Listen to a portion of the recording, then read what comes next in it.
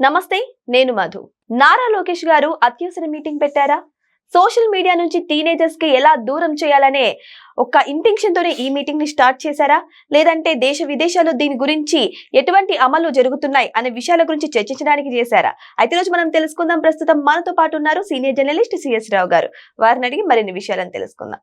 నమస్కారం సార్. నమస్తే సార్, నారా లోకేష్ గారు టీనేజర్స్ కి ఈ సోషల్ మీడియాను దూరం చేయాలి అని ఒక ఇంటెన్షన్ తో ముందుకెళ్తున్నారు. అయితే దీని గురించి మీటింగ్ కూడా పెట్టినట్టు తెలుస్తుంది. ఆ మీటింగ్ లో ఏం జరిగింది సార్? ఇప్పుడు దీని గురించి అయితే సీరియస్గా లోకేష్ గారు ఆలోచిస్తున్నట్టు అనిపిస్తుంది. ఎందుకంటే అత్యవసర మీటింగ్ పెట్టేసి హోంశాఖ మంత్రి కానీ ఇతర మంత్రులతోటి అలా ఐటీ ఎక్స్పర్ట్స్ తోటి వీళ్ళందరితోటి అత్యవసర మీటింగ్ పెట్టుకున్నారు. ఎందుకంటే ఇప్పుడు ఉన్నటువంటి యువత వాళ్ళు సోషల్ మీడియా వ్యసనపరులుగా మారుతున్నారు. చాలామంది, అందరు కాకపోతే చాలామంది ఇక సోషల్ మీడియాను ఉపయోగించుకొని కులం, మతం, విద్వేషాలను రెచ్చగొట్టేటువంటి వాళ్ళు ఎక్కువైపోయారు. మూడు వచ్చేసి వ్యక్తిత్వ హననం. మీకు పడలేదనుకోండి, వ్యక్తిత్వ హననంతో అవతల వాళ్ళని ఇబ్బంది పెట్టేదానికి సోషల్ మీడియా ప్లాట్ఫామ్ను ఉపయోగించుకుంటున్నారు. దీన్ని ఎక్కడో దగ్గర ఆపాలి, లేదంటే ఇది అనుభవం కంటే ప్రమాదకరంగా తయారైంది. అందుకే ప్రపంచ దేశాల్లో ఏం జరుగుతుంది అనే దాని మీద అధ్యయనం చేస్తున్నారు. సింగపూర్లో ఏం జరుగుతుంది, మలేషియాలో ఏం జరుగుతుంది, ఆస్ట్రేలియాలో ఈ మధ్య బ్యాన్ చేస్తారు, అక్కడ ఏం జరుగుతుంది, అలాగే ఫ్రాన్స్ తాజాగా నిన్నగాక మొన్న బ్యాన్ చేసింది సోషల్ మీడియా. అక్కడ ఏం జరుగుతుంది, ఎందుకు బ్యాన్ చేశారు, ఎలా బ్యాన్ చేశారు, అక్కడ యాక్ట్స్ ఏంటి, ఎలా బ్యాన్ చేయగలిగారు, ఇవన్నీ స్టడీ చేస్తున్నారు. కాబట్టి ఖచ్చితంగా సోషల్ మీడియా మీద ఆంక్షలు అయితే ఖచ్చితంగా పెట్టబోతున్నారు. 16 సంవత్సరాల లోపు ఉన్నటువంటి వాళ్ళు సోషల్ మీడియా అకౌంట్స్లోకి ఎంటర్ కావడానికి లేకుండా ఏం చేయాలి అనే దాని మీద ఈ సాఫ్ట్వేర్ ఐటీ నిపుణులతోటి ఆయన చర్చిస్తున్నారు. అంటే ఆయా దేశాల్లో ఏం జరుగుతుంది అని. ఇప్పుడు అక్కడ ఏం చేస్తున్నారు, ఇప్పుడు మా కేవైసీ, ఈకేవైసీ అనేదాన్ని అకౌంట్ కనుక ఈకేవైసీ పెడితే ఆటోమేటిక్గా ఈకేవైసీ చేసేటప్పుడు మీ ఆధార్ నెంబరు మీరు లాగిన్ కావాల్సి వస్తుంది, అలాగే మీ ఏజ్ ఆటోమేటిక్గా వచ్చేస్తుంది. అప్పుడు రిస్ట్రిక్షన్ అనేది 16 ఇయర్స్ లోపలకి మీకు ఓపెన్ కావు అకౌంట్స్. దానికి టెక్నాలజీని ఎలా మనం తయారు చేయాలి అనే దాని మీద చర్చిస్తున్నారు. ఇప్పుడు ఇదే జరుగుతుంది, ఆస్ట్రేలియాలో ఇదే జరుగుతుంది, ఫ్రాన్స్లో అదే జరుగుతుంది, మిగతా దేశాల్లో కూడా అదే జరుగుతుంది, సింగపూర్లో కూడా అదే జరుగుతుంది.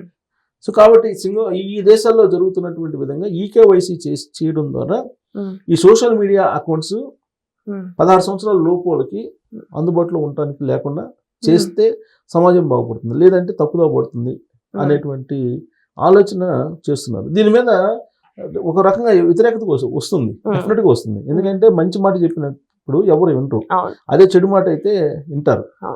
ఇప్పుడు ఎగ్జాంపుల్, చిన్నపిల్లలు ఉంటారు, కాలే నిప్పు ఉంటుంది, దాన్ని తాకడానికి వెళ్తారు, వద్దని నుంచే వింటారు, ఏడుస్తారు. అది పట్టుకుంటే కాలిద్దని మనకు తెలుసు కాబట్టి వాడిని నియంత్రిస్తాం, కానీ వాడికి నచ్చదు అది.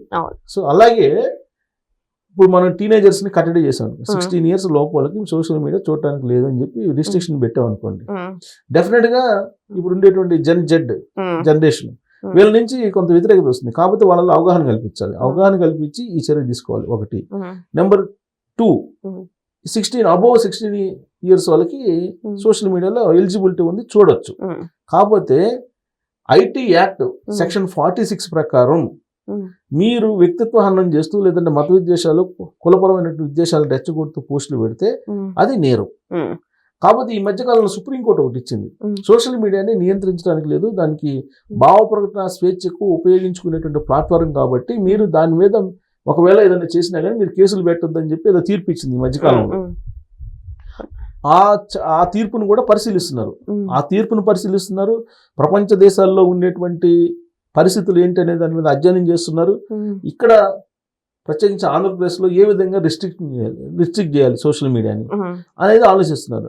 సో కాబట్టి సీరియస్గా ఇప్పటికే 2 మీటింగ్లు అయినాయి. రాబోయే రోజుల్లో ఖచ్చితంగా దీని మీద ఒక డెసిషన్ అయితే తీసుకునే అవకాశం ఉంది. దానికి గూగుల్, తర్వాత ఎక్స్, ట్విట్టర్, అలాగే ఇన్స్టాగ్రామ్, వీటన్నిటితోటి సోషల్ మీడియా ప్లాట్ఫామ్స్ ఏదైతే టెలిగ్రాము, ఫేస్బుక్, వీటన్నిటితోటి ఈ కంపెనీలకు సంబంధించినటువంటి యజమానులతో కూడా మీటింగ్ ఏర్పాటు చేయడానికి నిర్ణయించారు. అంటే వాళ్ళని కూడా పిలవాలి కదా. ఇప్పుడు మీ ప్లాట్ఫామ్లో ఈ విధమైనటువంటి పోస్టులు వచ్చినప్పుడు, మత విద్వేషాలు, కుల విద్వేషాలు రెచ్చగొట్టేటువంటి పోస్టులు వచ్చినప్పుడు మీరే వాటిని ఆపాలి. అవును. అనేటువంటి రిస్ట్రిక్షన్ వాళ్ళ మీద పెడితే ఎలా ఉంటుంది అనేది కూడా ఆలోచిస్తున్నారు. సో టోటల్ గా దీన్ని స్మూత్ గా ఏ విధంగా డీల్ చేయాలనేది మాత్రం ఆలోచిస్తున్నారు. ఇదంతా దేనికోసం? మెరుగైనటువంటి సమాజం కోసం. ఇప్పుడు ఆల్రెడీ చాగంటి కోటేశ్వరరావు గారిని సలహాదారుగా పెట్టారు. ఆయన పిల్లలకి ఎలా ఉండాలి సమాజంలో, పెద్దలంటే ఎలా గౌరవించాలి, మన జీవిత పరమార్థం ఏంటి, మన జీవిత లక్ష్యం ఏంటి, మన జీవిత విలువలు ఏంటి, ఇవన్నీ నేర్పిస్తున్నారు ఆయన. ఆయన నేర్పించేటువంటి వాటికి అట్రాక్ట్ గారు జనరల్ గా ఎవరు వినడానికి కూడా ఇష్టపడరు. అందులో టీనేజర్స్ అసలు ఇష్టపడరు. అదే సోషల్ మీడియాలో అయితే ఇష్టపడతారు. సోషల్ మీడియాలో మరి ఎలాంటి మనకు రష్ వస్తుందో మనం చూస్తున్నాం. ఆయన వచ్చేటువంటి రష్ ఎలా వస్తుందో దాని మీద డిస్కషన్స్ ఎలా జరుగుతున్నాయి ఈ మధ్య చూస్తున్నాం కదా. 2 రోజుల నుంచి మనం చూస్తున్నాం కదా. ఎమ్మెల్యేది వచ్చింది. ఆ ఎమ్మెల్యేది రాగానే దానికి ప్రీవియస్ గా ఏం జరిగింది అనేది ఆ వీడియోలు వస్తున్నాయి. టీనేజర్స్ ఇవే చూస్తారు కదా. పైగా చూడమని చెబుతున్నారు ఎమ్మెల్యేలు కొంతమంది, మాజీ ఎమ్మెల్యేలు కొంతమంది చూడమని చెబుతున్నారు కదా. సో చూస్తారు, చూసి దాని కామెంట్లు చూస్తారు. కామెంట్లలో కిక్ ఉంటుంది. ఆ కిక్ వాళ్ళు ఎంజాయ్ చేస్తుంటారు. సో కాబట్టి ఇప్పుడు గంజాయి డ్రగ్స్ తీసుకున్నటువంటి వాళ్ళని బయటికి తీసుకురావాలంటే ఎంత కష్టమో అంతకంటే కష్టం సోషల్ మీడియాకి ఎడిక్ట్ అయినటువంటి వాళ్ళని బయటికి తీసుకురావటం. అందుకే సమాజం ఎప్పుడు కూడా సంపద, మన సంపద అని అంటే డబ్బు కాదు. ఎప్పుడో చెప్పారు, దేశం అంటే మట్టి కాదు, దేశం అంటే మనుషులే. మనుషులు అంటే ఊరికి ఆకారానికి కాదు. నీకు వివేకానంద చెప్తారు, ఉక్కు లాంటి నరాలు ఉండేటువంటి యువత కావాలి అని చెప్పి చెబుతారు. ఇప్పుడు లేటెస్ట్ గా ఒక స్టేట్మెంట్ ఇచ్చారు. మలేషియా అతను అనుకుంటా మంత్రి, మలేషియా మంత్రి ఒక స్టేట్మెంట్ ఇచ్చారు. ఇప్పుడు అంతా ఆ దేశం అల్లకొల్లం అవుతుంది. దేనికంటే అతను చెప్పింది ఏంటంటే ఇప్పుడు ఉండేటువంటి యువత ఉద్యోగంలో ఉండేటువంటి ఒత్తిడి కారణంగా గేలుగా మారిపోతున్నారని చెప్పి మా మంత్రి హోదాలో పార్లమెంట్లోనే చెప్పాడంట. సో దాంతో ఇప్పుడు అక్కడ గందరగోళం అవుతుంది. నువ్వు మంత్రిగా ఉండి ఈ మాట అంటావా అంటే, ఉద్యోగం చేసి ఉద్యోగం ఒత్తిడి గురయ్యేటువంటి వాళ్ళందరినీ గేలి కింద మీరు కట్టేస్తున్నారా అని చెప్పి ఇప్పుడు ఆయన ఏంటి ఒక యాంగిల్లో చెప్పాడు పాపం ఆయన.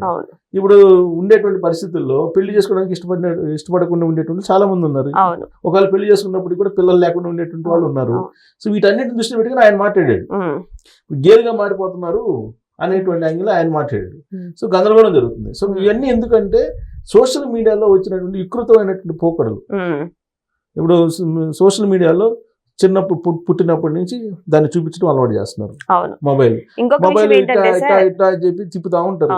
ఇక్కడ మన యువత కూడా చాలా తెలివి మీరిపోయారు సార్. ఇప్పుడు ఒకవేళ ఈకేవైసీ ఇలాంటివి పెట్టినా సరే వాళ్ళ పేరెంట్స్ ఆధార్ మీద లాగిన్ లేకపోతే వాళ్ళ పేరెంట్స్ ఫింగర్ ప్రింట్ మీద లాగిన్ వీళ్ళు చూసే ప్రమాదాలు కూడా ఉన్నాయి కదా సార్. ఉండొచ్చు, కాకపోతే అంత ఎంతో కొంత అయితే బెనిఫిట్ ఉంటుంది.